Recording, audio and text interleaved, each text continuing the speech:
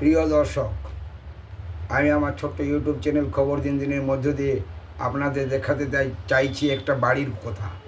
একটা বাড়ি, যে বাড়িটির মালিক অভিষেক বন্দ্যোপাধ্যায়। আপনি প্রচুর টাকা খরচা করেও, সারা জীবন উপার্জন করেও যে বাড়ি তৈরি করতে পারবেন না, সেই বাড়ি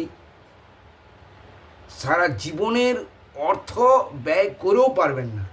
কিন্তু দেখুন, অভিষেক বন্দ্যোপাধ্যায় মাত্র কয়েককাল রাজনীতি করে বানিয়েছে এক তাজমহল অট্টালিকা।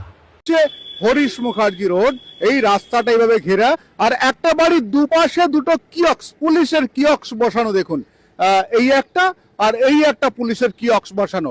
ভেতরে কে থাকে জানেন? এখানে থাকে অভিষেক বন্দ্যোপাধ্যায়, যিনি 4 তারিখ অমিত শাহকে দেখে নেবেন বলেছিলেন। চুরি, বিভিন্ন বালি থেকে কয়লা থেকে আরম্ভ করে এই সবের অভিযোগ রয়েছে। আর সেই অভিষেক বন্দ্যোপাধ্যায় মানুষকে দিনের পর দিন থ্রেট করা থেকে আরম্ভ করে এইসব করতো।